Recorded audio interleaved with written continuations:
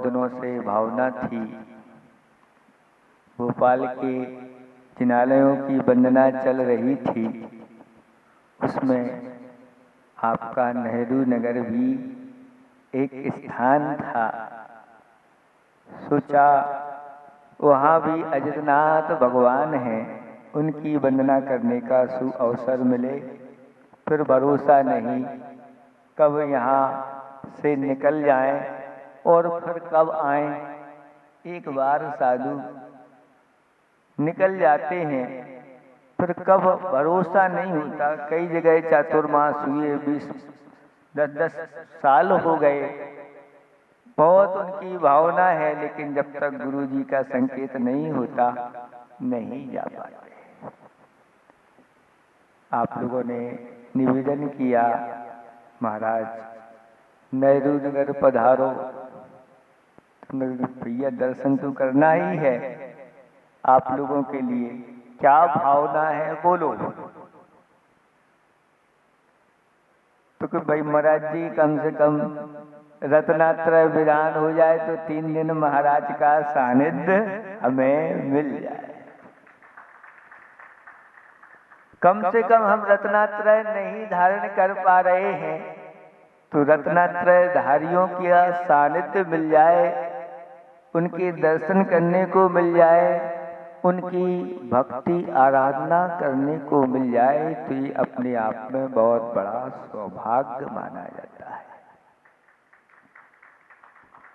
ताप एक हाइकू है, तापत्रय की दवा रत्नात्रय है। तापत्रय की दवा रत्नात्रय है, पियो तो सही। आपको जब ताप चढ़ जाता है, ताप जानते हैं आप लोग, बुखार चढ़ जाता है, तो क्या करते हैं बोलो? औषधि लेते हैं कि नहीं लेते हैं? दवा लेते हैं कि नहीं? कौन है यहाँ ऐसा जिसको बुखार चढ़ता हो और दवा नहीं लेता हो? है कोई? नहीं महाराज, बुखार को तो उतारना बहुत जरूरी होता है, क्योंकि वह सामान्य ताप से बहुत ऊपर ताप बढ़ जाता है और अंतरंग और बहिरंग दोनों तरफ से तपन हो जाती है। तो हम निरंतर उसका इलाज तुरंत करना। ऐसे ही आचार्य भगवंत कहते हैं, हे संसारी प्राणियों, संसार में रहते हुए हमें 3 प्रकार के बड़े बड़े ताप चढ़े हुए हैं। वो बड़े ताप कौन से हैं? जन्म, जरा और मृत्यु।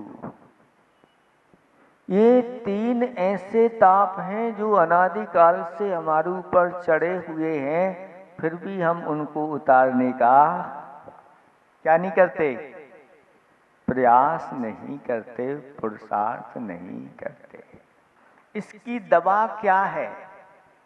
तापत्रय की दवा ये तापत्रय हैं, जन्म, जरा और मृत्यु। अगर इनसे छुटकारा पाना चाहते हो तो क्या करना? रत्नात्रय इनकी दवा है। सम्यक दर्शन, सम्यक ज्ञान और सम्यक चारित्र, ये 3 औषधियां हैं। इन 3 औषधियों को मिला करके जो सेवन कर लेता है, यानी अपने जीवन में रत्नात्रय को धारण कर लेता है, उसके ये ताप बहुत जल्दी समाप्त हो जाते हैं, उतर जाते हैं। लेकिन इनके उतारने का पुरुषार्थ क्यों नहीं किया जाता? आप लोगों से पूछ रहे हैं।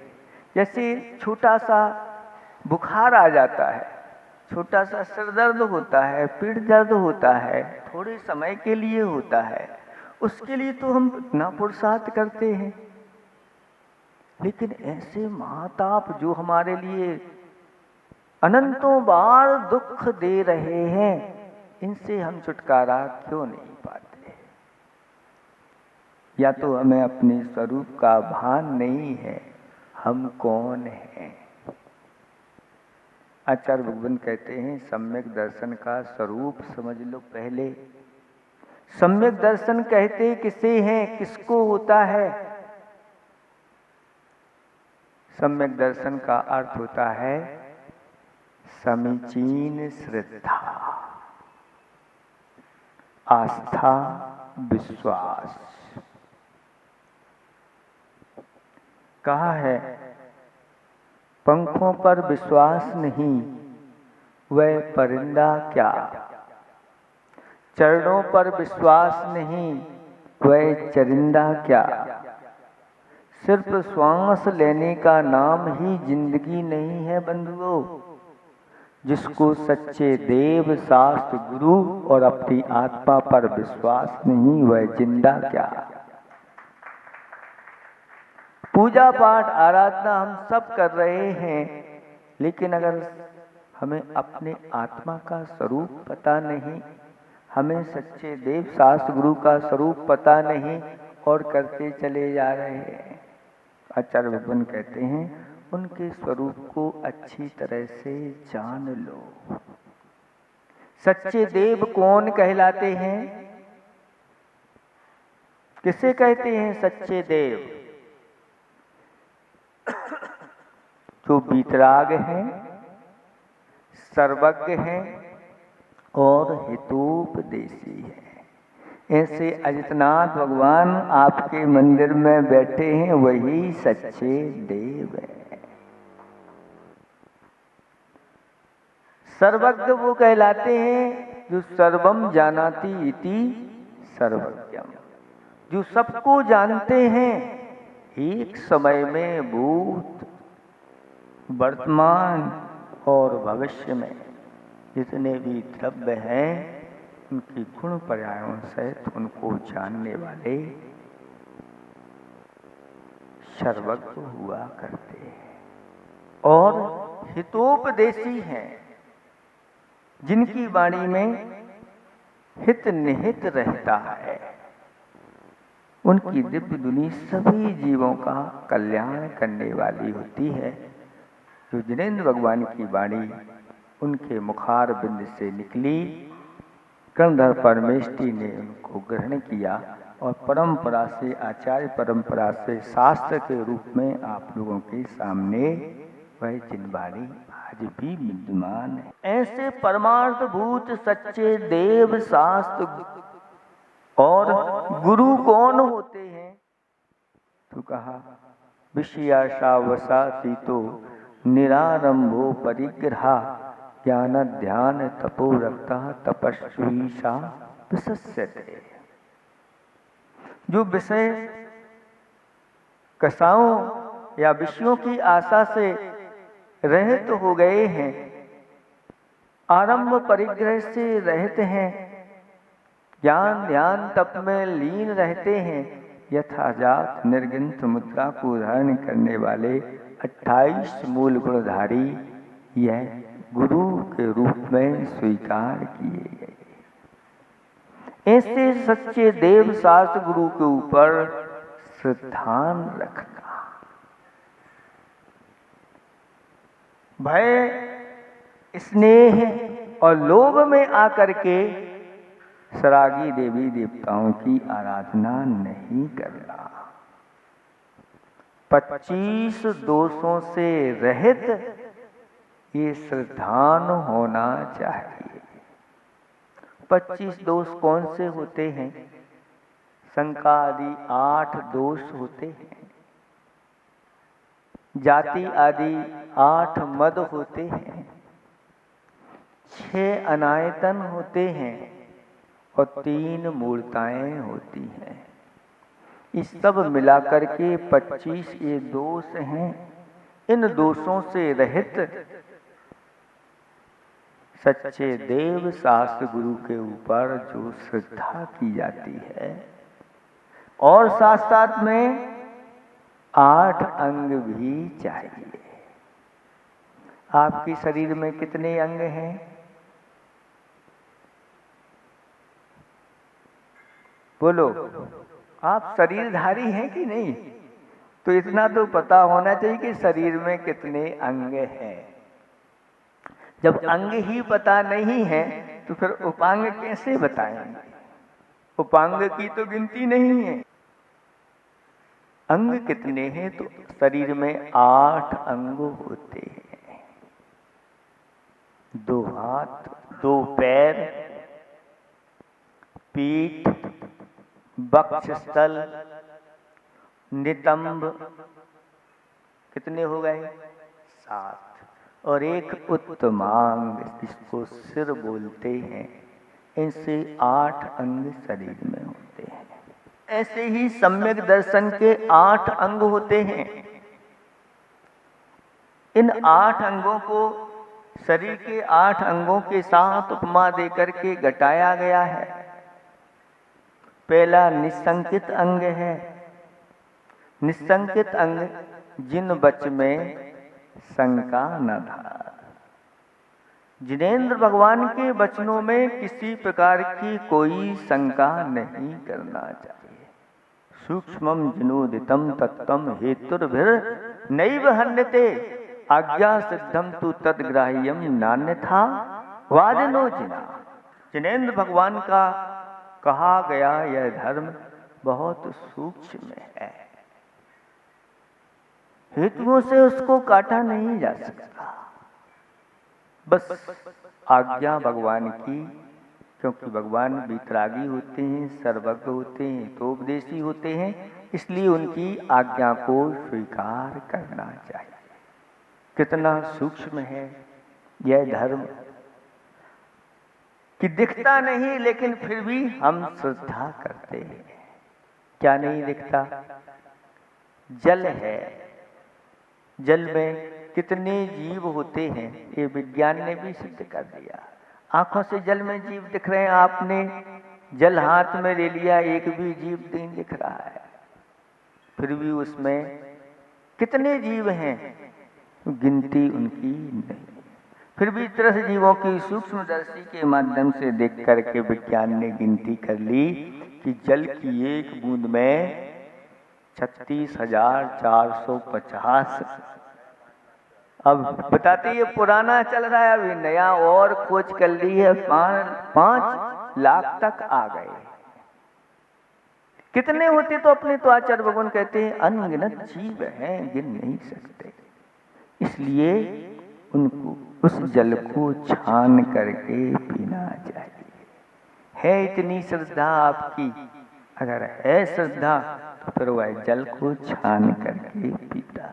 आप लोगों के लिए तो बस आ जाए तैयार हो करके, कैसे आया, कहां से आया, कहां से फिल्टर हुआ, क्या, ये सब कुछ नहीं देखना, मात्र प्यास बुझाना है।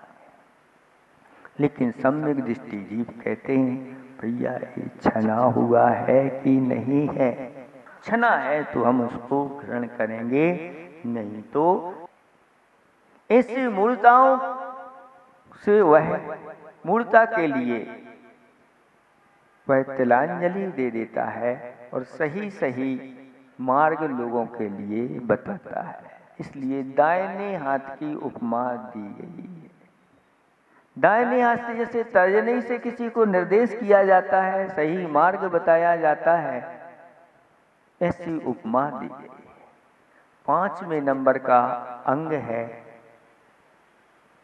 उपगूहन अंग है। उपगूहन अंग का अर्थ होता है कि अगर किसी मुनिराज के द्वारा कोई कर्मवशात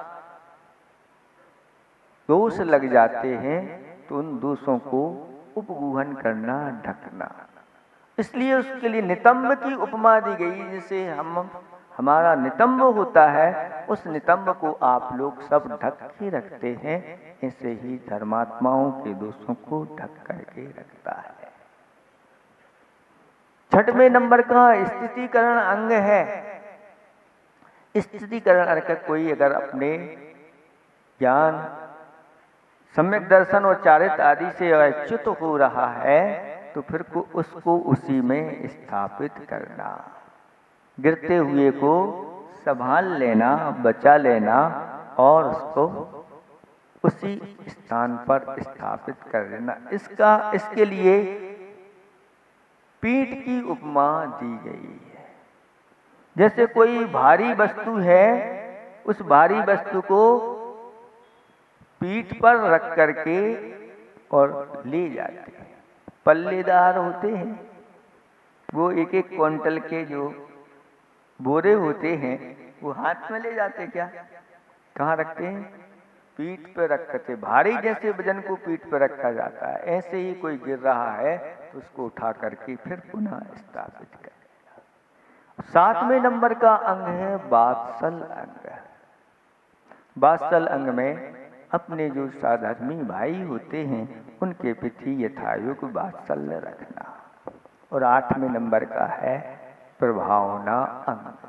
जब भी धर्म की प्रभावना की बात आ जाती है तो सम्यक दृष्टि पीछे नहीं रहता, सबसे आगे आकर के वह धर्म प्रभावना में शामिल हो जाता। 25 दोषों से रहित सच्चे देव शास्त्र गुरु का जो श्रद्धान होता है उसको आचार्य भगवंतों ने चरणानी योग और प्रतिमानी योग के माध्यम से सम्यक दर्शन कहा है।